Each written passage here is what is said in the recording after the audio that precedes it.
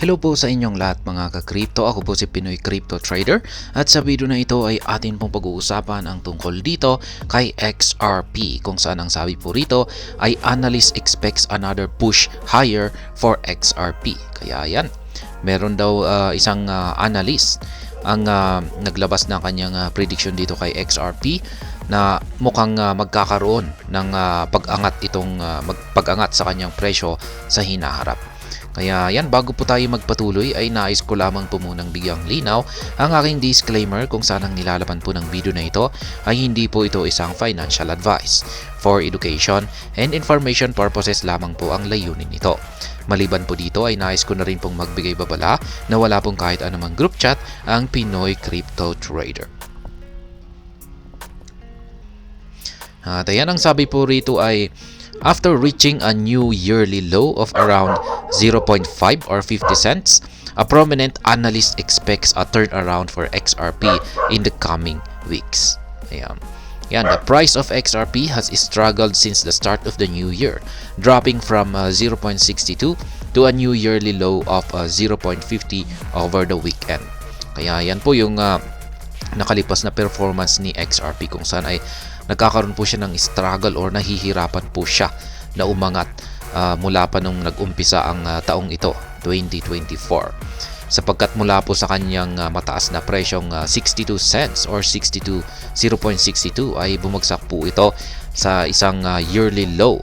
Yan, kanyang yearly low na 50 cents or 0.5 yan, nitong nakalipas na linggo. Although the decline aligns with the broader crypto market correction that has followed the aftermath of spot Bitcoin ETF approvals in the US, XRP has been among the biggest hit, losing 16% over the past month. Ayan, isa po si XRP ang nagkaroon ng or nakapagtala ng napakalaking talo or loss na umaabot po ng 16%. At ito ay nag-umpisa noong nagkaroon po ng approvals yan sa bansang US ang mga application ng mga financial institution para sa kanilang spot Bitcoin ETF. However, Matthew Dixon, the CEO of the popular crypto ratings platform Evai, expects XRP's fortunes to get better soon. In a recent post on X, Dixon highlighted that XRP may fall back a little before it starts ascending into higher territory.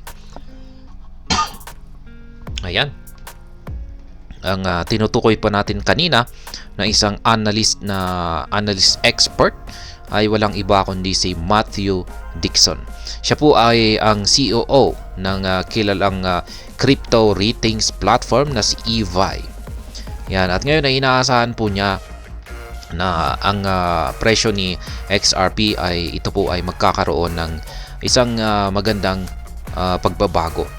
Ayan, at ito ay aasahan daw natin sa nalalapit na panahon. Sa kanyang sa kanyang X account ay nag-post po siya or nag-tweet po siya. At sinabi niya na si XRP daw ay posibleng magkakaroon pa siya ng konting correction lamang po bago po siya mag-umpisang umangat sa mataas na territory or higher territory. Using the 1-hour time frame chart, Dixon suggests that XRP will drop to around 0.5250 before pushing to the region above 0.54. Reaching that new local high could set the pace for XRP to see further gains in the coming days. Ayan. Base daw po sa 1-hour chart time frame ni Ginoong Dixon ay nakita po niya si XRP na magkakaroon po ng bahagyang pagbagsak sa presyong 0.5250 bago po ito mag-umpisa na umangat papunta sa ibabaw ng 0.54 or 54 cents. Ayan, ito po yung kanyang chart. Ayan, napakasimple lamang at kanya po lamang linagyan dito ng arrow na aangat na daw po siya. Yan, ito po yung presyo na ito sa 0.5250. Yan, dito po siya babagsak at dito raw po siya magkakaroon ng correction. Tatalbog po siya rito at dito po siya makaka-recover paakyat at posibleng umabot po dito hanggang sa ibabaw ng 0.54. It is also noteworthy that a popular relative strength index used to forecast a change in price and momentum is in favor of XRP.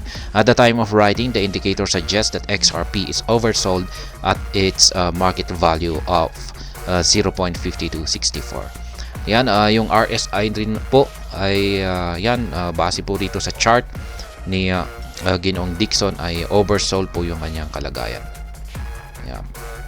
Yan, oversold. Ngayon ay chances of an XRP price reversal increases. Yan, tumataas daw po yung tsansa na yung presyo ng XRP ay malamang ay magkakaroon na ito ng makaka-recover na ito or magkakaroon na ito ng paglago or pag-angat sa kanyang presyo. Beyond the technical analysis hinting at an XRP bounce, it is noteworthy that a few of the factors behind the cryptocurrency's slump are already swinging in its favor. For instance, the cryptocurrency market appears to be recovering after the post-ETF dump, which sent price plummeting. A continued recovery could provide a springboard for XRP to erase its recent losses. Additionally, dumps from large whale addresses appear to have slowed as evidenced by the recent consolidation in the asset's price. These improved conditions could pave the way for XRP to stage a comeback. Notably, a failure to do so puts XRP at the risk of being overtaken by the USDC as the fifth largest crypto asset by market capitalization. The stablecoin currently stands at a $26.1 billion market cap, just $2.4 billion behind XRP in the rankings. Kaya yan pong muli, isa pong analyst ang naglabas na kanyang prediction dito kay XRP na sa mga susunod na araw or sa hinaharap ay aasahan daw po natin na aangat na ang market price ni XRP. Ayan, ngunit bago po ito mag-umpisang umangat ay magkakaroon daw lamang po muna ito ng bahagyang retracement hanggang dito sa 0.5250 at pagkatapos niyan ay tatalbog daw po siya rito na parang bola at aakyatin po ang ibabaw ng 0.54. Kaya yan, hanggang dito na lamang po tayo sa video na ito. Sana po ay inyong nagustuhan ang aking paliwanag dito. Kung inyo po itong nagustuhan ay pakiclick lamang po ang like button nito. Para naman po sa mga bago lamang dito, kayo po ay aking inaanyayahan para mag-subscribe.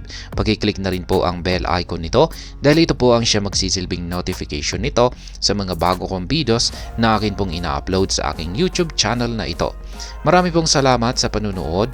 Ingat po tayo lagi at God bless po sa ating lahat.